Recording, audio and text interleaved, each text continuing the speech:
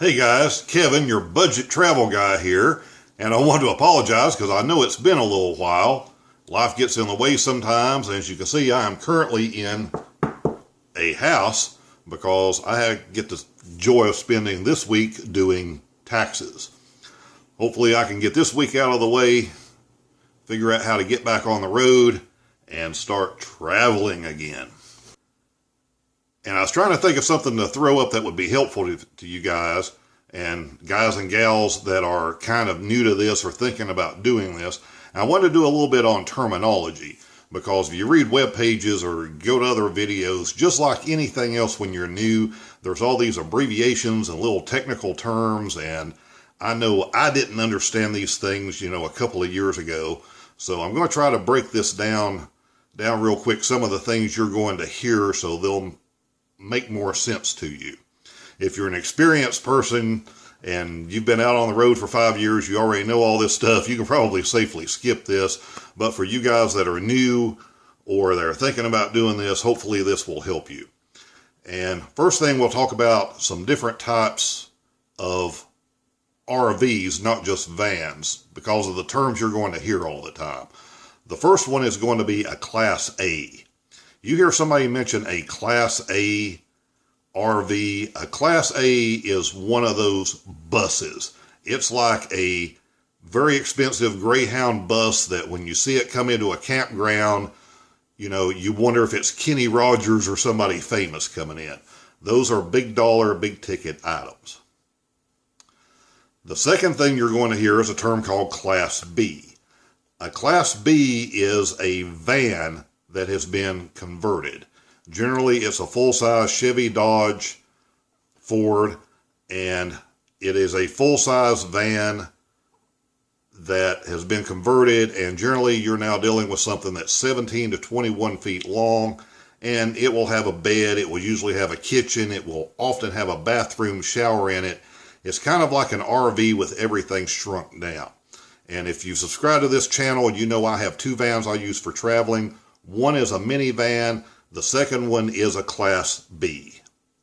Older Class B, but it's a Class B.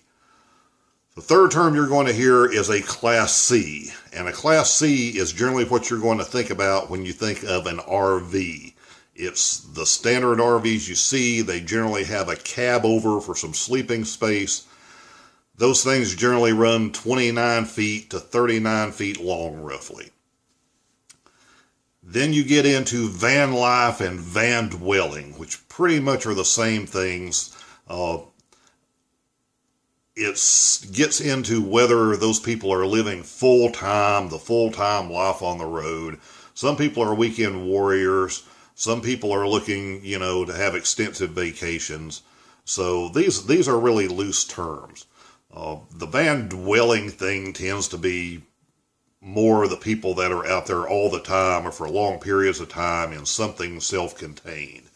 You can convert a minivan like you've seen me do in videos. A lot of people will convert a cargo van,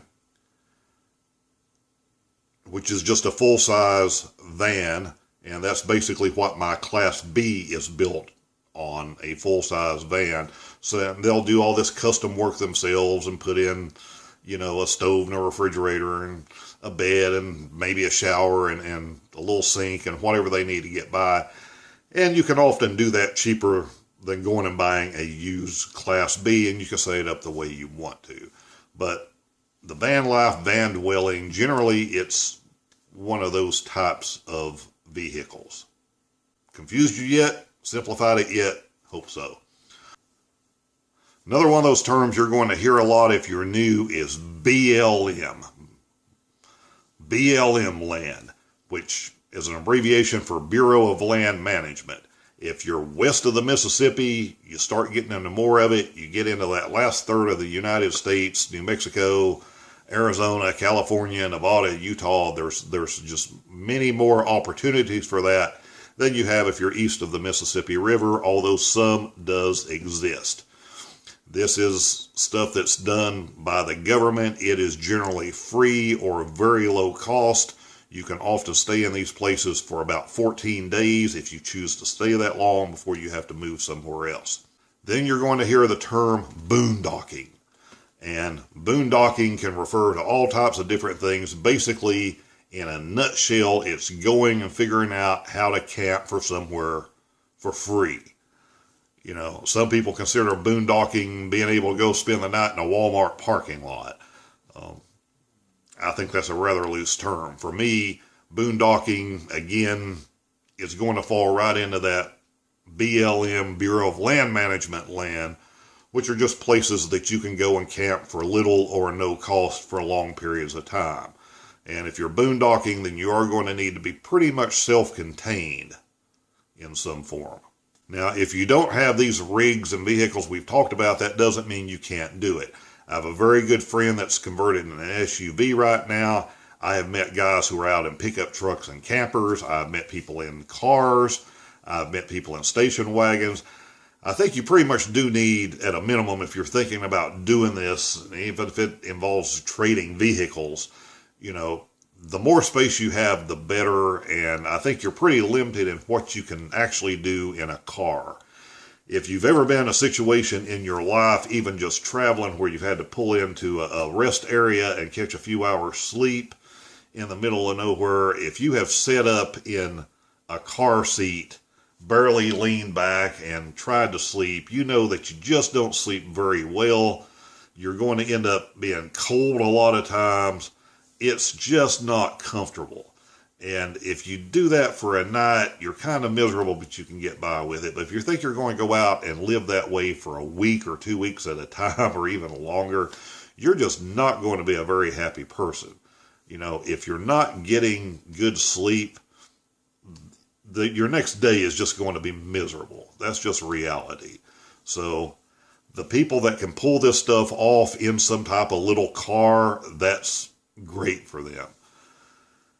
Now, personally, before I got the vans, I took a little, basically compact car, and, you know, we left the Tennessee area and went all the way to Wyoming. It was about a 5,000-mile trip. We were gone for a little over 30 days.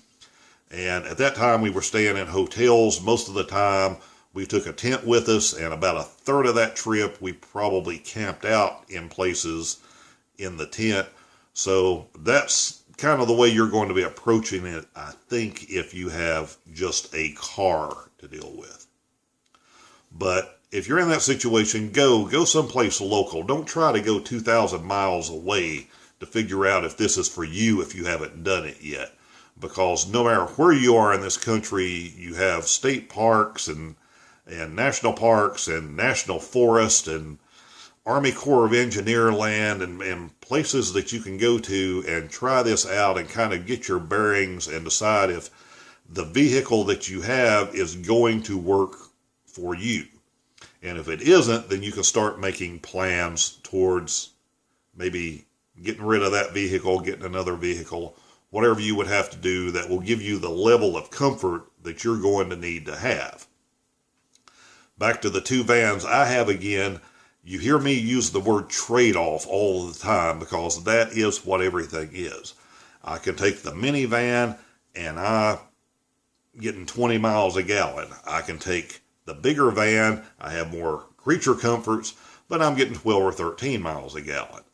On a long trip, on a month or two long cross-country trip where you're talking about racking up 2,000 miles each way, that is a huge difference just in fuel consumption. If I'm spending $700 in a minivan, I'm going to spend $1,100 or $1,200 in that bigger van. So for that difference, I need a lot of creature comforts. And in that bigger van, maybe I can stay in a Walmart parking lot or a Cracker Barrel or some places that I wouldn't be able to stay in the minivan where I'm really not as self-contained. It's kind of a trade-off, and I can tell you, if I'm alone, I'm just as happy to jump in that minivan. It's easier to drive. I can drive faster. I don't have to fight the wind as much as when I get out west as I do with something bigger. But again, these are the trade-offs that you have to decide which ones you're willing to make and what level of minimum comfort that you can get by with and be happy. And I'll try to get into this more in some other videos And now that the weather's starting to break, I can get these two vehicles side by side and really show you the difference between a minivan versus a full-size van, essentially, and how they can be set up inside, and the differences in those creature comforts compared to what you lose on gas mileage. And if you're looking for a vehicle, maybe that will help you make a decision of what kind of vehicle you think you want to go after that's going to work for you, whether you're a single person or a couple or whatever. So we have that coming up. We have a lot of videos on how to cook and how to make coffee, and the building the bed. I keep promising you that. I shot a video and I didn't like how it turned out. I was in a little bit of a rush that day, so I didn't even put it up. I scrapped the whole thing. A couple of things I was going to do, and that's part of why you haven't seen a video from me for several weeks now. There were a few things I was working on. I just wasn't happy with the way they turned out. I scrapped them completely. So now that the weather's breaking a little bit, I'm going to go back and reshoot these and, where I can explain them better. But always, anything you'd like to know, put some questions down in the comment section. I'll answer those as best I can, or try to point you somewhere where you can get a better answer. So there's a lot happening in addition to places we travel to, and how to save money as we travel, and what kind of applications and books and things we use to find interesting places to go. So we've got a lot of stuff coming up. I get through this week, tax week, things will settle down. We can get back on the road, hopefully, and start getting some videos out there that you want to see. So we'll see you soon.